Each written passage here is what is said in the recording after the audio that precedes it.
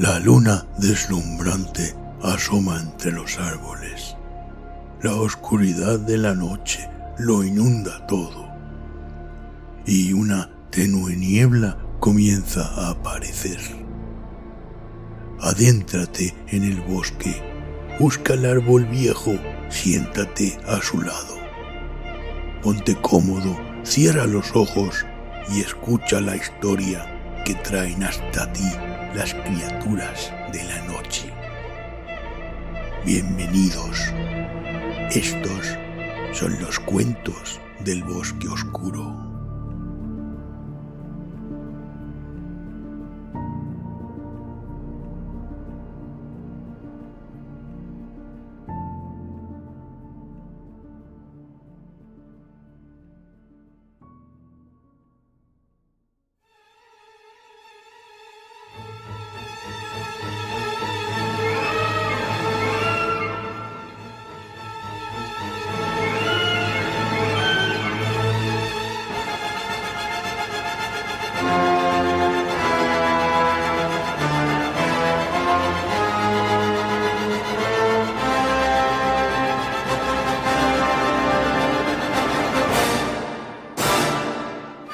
El Monte de las Ánimas, de Gustavo Adolfo Bécquer.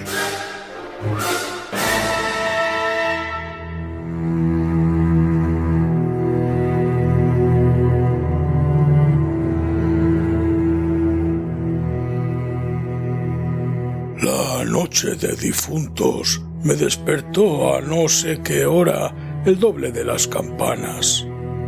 Su tañido monótono y eterno me trajo a las mientes esta tradición que oí hace poco en Soria. Intenté dormir de nuevo. Imposible. Una vez aguijoneada, la imaginación es un caballo que se desboca y al que no sirve tirarle de la rienda. Por pasar el rato, me decidí a escribirla, como en efecto lo hice. Yo no la oí en el mismo lugar en que acaeció, y la he escrito volviendo algunas veces la cabeza con miedo cuando sentía crujir los cristales de mi balcón, estremecidos por el aire frío de la noche. Sea de ello lo que quiera, ahí va, como el caballo de copas. Atad los perros, haced la señal con las trompas para que se reúnan los cazadores y demos la vuelta a la ciudad. La noche se acerca, es día de todos los santos y estamos en el Monte de las Ánimas. ¿Tan pronto?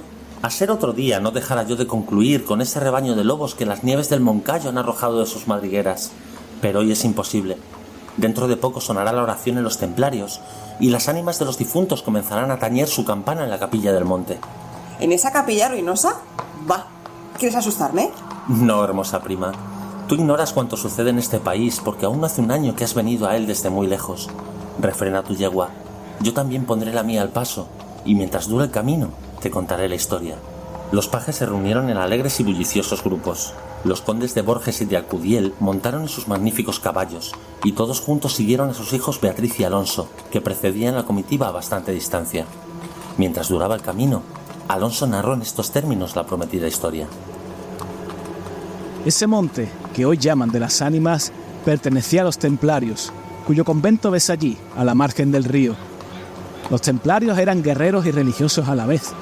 Conquistada Soria a los árabes, el rey los hizo venir de lejanas tierras para defender la ciudad por la parte del puente, haciendo en ello notable agravio a sus nobles de Castilla, que así hubieran sabido solos defenderla como solos la conquistaron.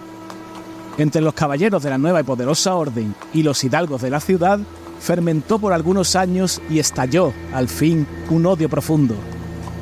Los primeros tenían acotado ese monte, donde reservaban caza abundante para satisfacer sus necesidades y contribuir a sus placeres. Los segundos determinaron organizar una gran batida en el coto, a pesar de las severas prohibiciones de los clérigos con espuelas, como llamaban a sus enemigos. Cundió la voz del reto, y nada fue parte a detener a los unos en su manía de cazar y a los otros en su empeño de estorbarlo. La proyectada expedición se llevó a cabo. No se acordaron de ella en las fieras. Antes la tendrían presente tantas madres como arrastraron sendos lutos por sus hijos. Aquello no fue una cacería, fue una batalla espantosa. El monte quedó sembrado de cadáveres. Los lobos, a quienes se quiso exterminar, tuvieron un sangriento festín. Por último, intervino la autoridad del rey. El monte, maldita ocasión de tantas desgracias, se declaró abandonado y la capilla de los religiosos, situada en el mismo monte y en cuyo atrio se enterraron juntos amigos y enemigos, comenzó a arruinarse. Desde entonces dicen que cuando llega la noche de difuntos se oye doblar sola la campana de la capilla y que las ánimas de los muertos, envueltas en jirones de sus sudarios, corren como en una cacería fantástica por entre las breñas y los zarzales. Los ciervos braman espantados, los lobos aúllan, las culebras dan horrorosos silbidos y al otro día se han visto impresas en la nieve las huellas de los descarnados pies de los esqueletos. Por eso, en Soria, le llamamos el Monte de las Ánimas. Y por eso he querido salir de él antes de que cierre la noche. La relación de Alonso concluyó justamente cuando los dos jóvenes llegaban al extremo del puente que da paso a la ciudad por aquel lado. Allí esperaron al resto de la comitiva, la cual, después de incorporársele los dos jinetes, se perdió por entre las estrechas y oscuras calles de Soria. Los servidores acababan de levantar los manteles. La alta chimenea gótica del Palacio de los Condes de Alcudiel despedía un vivo resplandor, iluminando algunos grupos de damas y caballeros que alrededor de la lumbre conversaban familiarmente, y el viento azotaba los emplomados vidrios de las ojivas del salón. Solo dos personas parecían ajenas a la conversación general, Beatriz y Alonso. Beatriz seguía con los ojos absortos en un vago pensamiento, los caprichos de la llama. Alonso miraba el reflejo de la hoguera chispear en las azules pupilas de Beatriz. Ambos guardaban hacía rato un profundo silencio.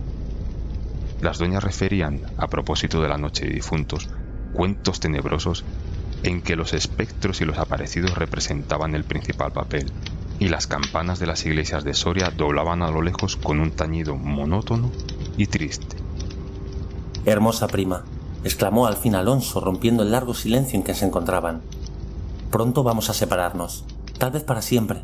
Las áridas llanuras de Castilla, sus costumbres toscas y guerreras, sus hábitos sencillos y patriarcales, sé que no te gustan. Te he oído suspirar varias veces, acaso por algún galán de tu lejano señorío. Beatriz hizo un gesto de fría indiferencia. Todo su carácter de mujer se reveló en aquella desdeñosa contracción de sus delgados labios. Tal vez por la pompa de la corte francesa, donde hasta aquí has vivido, se apresuró a añadir el joven. De un modo o de otro, presiento que no tardaré en perderte. Al separarnos, quisiera que llevases una memoria mía. ¿Te acuerdas cuando fuimos al templo a dar las gracias a Dios por haberte devuelto la salud que viniste a buscar a esta tierra? El joyel que sujetaba la pluma de mi gorra cautivó tu atención. Qué hermoso estaría sujetando un velo sobre tu oscura cabellera. Ya ha aprendido el de una desposada. Mi padre se lo regaló a la que me dio el ser, y ella lo llevó al altar. ¿Lo quieres?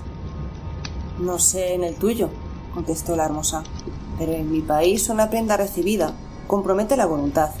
Solo en un día de ceremonia debe aceptarse un presente de manos de un deudo, que aún puede ir a Roma sin volver con las manos vacías.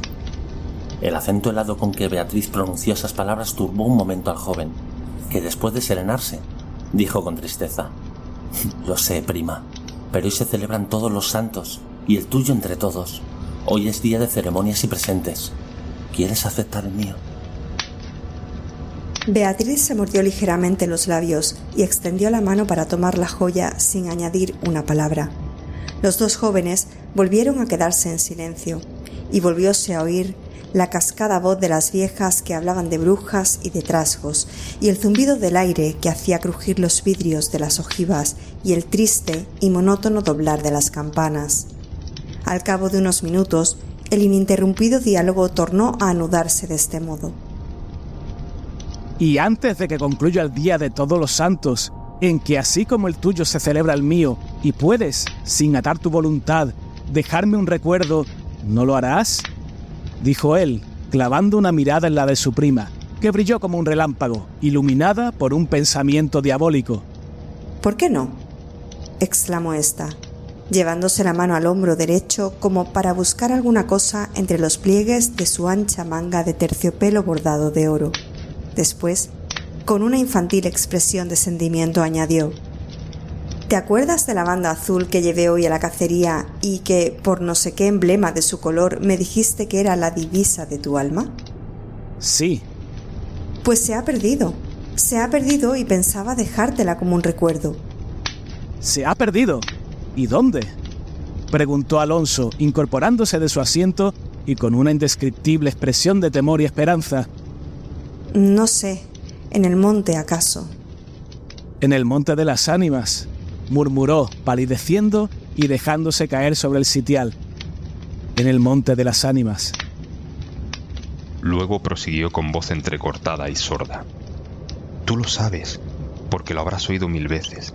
En la ciudad, en toda Castilla, me llaman el rey de los cazadores. No habiendo aún podido probar mis fuerzas en los combates, como mis ascendentes, he llevado a esta diversión imagen de la guerra todos los bríos de mi juventud, todo el ardor hereditario en mi raza. La alfombra que pisan tus pies son despojos de fieras que he muerto por mi mano. Yo conozco sus guaridas y sus costumbres, y he combatido con ellas de día y de noche, a pie y a caballo, solo y en batida. Y nadie dirá que me ha visto huir el peligro en ninguna ocasión. Otra noche volaría por esa banda, y volaría gozoso como a una fiesta. Esta noche, hay que ocultarlo, tengo miedo. ¿Oyes? Las campanas doblan, la oración ha sonado en San Juan del Duero, las ánimas del monte comenzarán a levantar sus amarillentos cráneos de entre las malezas que cubren sus fosas. Las ánimas, cuya sola vista puede helar de horror la sangre del más valiente, tornar sus cabellos blancos o arrebatarle en el torbellino de su fantástica carrera como una hoja que arrastra el viento sin que se sepa dónde. Mientras el joven hablaba, una sonrisa imperceptible se dibujó en los labios de Beatriz, que cuando hubo concluido exclamó, con un tono indiferente y mientras atizaba el fuego del hogar, donde saltaba y crujía la leña arrojando chispas de 1000 colores: ¡Oh! Eso de ningún modo. ¡Qué locura! Ir ahora al monte por semejante friolera. Una noche tan oscura, noche de difuntos y cuajado el camino de lobos. Al decir esta última frase, la recargó de un modo tan especial que Alonso no pudo menos de comprender toda su amarga ironía. Movido como por un resorte, se puso de pie. Se pasó la mano por la frente, como para arrancarse el miedo que estaba en su cabeza y no en su corazón. Y con voz firme exclamó, dirigiéndose a la hermosa, que estaba aún inclinada sobre el hogar, entreteniéndose en revolver el fuego: Adiós, Beatriz, adiós. Hasta pronto.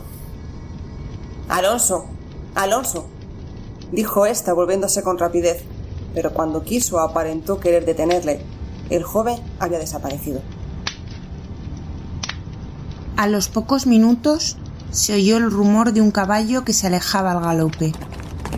La hermosa, con una radiante expresión de orgullo satisfecho que coloreó sus mejillas, prestó atento oído a aquel rumor, que se debilitaba, que se perdía, que se desvaneció por último.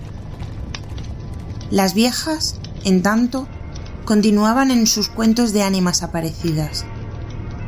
El aire zumbaba en los vidrios del balcón y las campanas de la ciudad doblaban a lo lejos.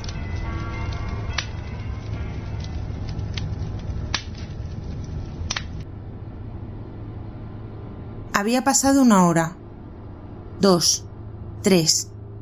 La medianoche estaba a punto de sonar, y Beatriz se retiró a su oratorio. Alonso no volvía. Cuando en menos de 1 hora pudiera haberlo hecho. «Habrá tenido miedo», exclamó la joven, cerrando su libro de oraciones y encaminándose a su lecho, después de haber intentado inútilmente murmurar algunos de los rezos que la Iglesia consagra en el día de difuntos a los que ya no existen. Después de haber apagado la lámpara y cruzado las dobles cortinas de seda, se durmió con un sueño inquieto, ligero, nervioso. Las 12 sonaron en el reloj del postigo. Beatriz oyó entre sueños las vibraciones de la campana, lentas, sordas, tristísimas, y entreabrió los ojos. Creía haber oído, a par de ellas, pronunciar su nombre, pero lejos, muy lejos, y por una voz apagada y doliente. El viento gemía en los vidrios de la ventana. «Será el viento», dijo, y poniéndose la mano sobre el corazón, procuró tranquilizarse. Pero su corazón latía cada vez con más violencia. Las puertas de alerce del oratorio habían crujido sobre sus goznes, con un chirrido agudo, prolongado y estridente. Primero unas y luego las otras más cercanas. Todas las puertas que daban paso a su habitación iban sonando por su orden, estas con un ruido sordo y suave, aquellas con un lamento largo y crispador. Después silencio, un silencio lleno de rumores extraños, el silencio de la medianoche, con un murmullo monótono de agua distante, lejanos ladridos de perros, voces confusas, palabras ininteligibles, ecos de pasos que van y vienen, crujir de ropas que se arrastran, suspiros que se ahogan, respiraciones fatigosas que casi no se sienten, estremecimientos involuntarios que anuncian la presencia de algo que no se ve y cuya aproximación se nota. No obstante, en la oscuridad, Beatriz, inmóvil, temblorosa, adelantó la cabeza fuera de las cortinillas y escuchó un momento. Oía mil ruidos diversos, se pasaba la mano por la frente, tornaba a escuchar. Nada, silencio. Veía con esa fosforescencia de la pupila en las crisis nerviosas, como bultos que se movían en todas direcciones y cuando dilatándose las fijaba en un punto. Nada, oscuridad, las sombras impenetrables. «Bah», exclamó yendo a recostar su hermosa cabeza sobre la almohada de raso azul del lecho. «¿Soy yo tan miedosa como esas pobres gentes cuyo corazón palpita de terror bajo una armadura al oír una conseja de aparecidos?» Y cerrando los ojos intentó dormir, pero en vano había hecho un esfuerzo sobre sí misma. Pronto volvió a incorporarse, más pálida, más inquieta, más aterrada. Ya no era una ilusión. Las colgaduras de brocado de la puerta habían rozado al separarse y unas pisadas lentas sonaban sobre la alfombra. El rumor de aquellas pisadas era sordo, casi imperceptible, pero continuado, y a su compás se oía crujir una cosa como madera o hueso, y se acercaban, y se movió el reclinatorio que estaba a la orilla de su lecho. Beatriz lanzó un grito agudo y, arrebujándose en la ropa que la cubría, escondió la cabeza y contuvo el aliento. El aire azotaba los vidrios del balcón. El agua de la fuente, lejana, caía y caía con un rumor eterno y monótono. Los ladridos de los perros se dilataban en las ráfagas del aire, y las campanas de la ciudad de Soria, unas cerca, otras distantes, doblaban tristemente por las ánimas de los difuntos. Así pasó una hora, dos, la noche, un siglo, porque la noche aquella pareció eterna a Beatriz. Al fin despuntó la aurora. Vuelta de su temor, entreabrió los ojos a los primeros rayos de la luz. Después de una noche de insomnio y de terrores, es tan hermosa la luz clara y blanca del día, separó las cortinas de seda del lecho, y ya se disponía a reírse de sus temores pasados cuando de repente un sudor frío cubrió su cuerpo. Sus ojos se desencajaron y una palidez mortal decoloró sus mejillas.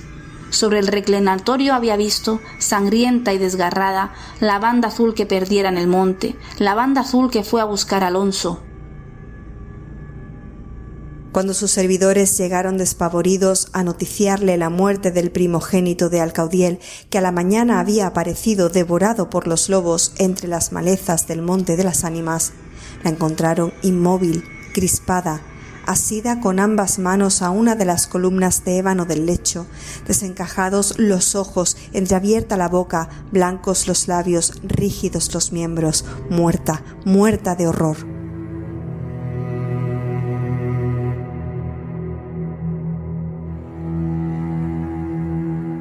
Dicen que después de acaecido este suceso, un cazador extraviado que pasó la noche de difuntos sin poder salir del Monte de las Ánimas y que al otro día, antes de morir, pudo contar lo que viera, refirió cosas horribles. Entre otras, asegura que vio a los esqueletos de los antiguos templarios y de los nobles de Soria enterrados en el atrio de la capilla levantarse al punto de la oración con un estrépito horrible, y caballeros sobre osamentas de corceles perseguir como a una fiera a una mujer hermosa, pálida y desmelenada, que con los pies desnudos y sangrientos y arrojando gritos de horror, daba vueltas alrededor de la tumba de Alonso.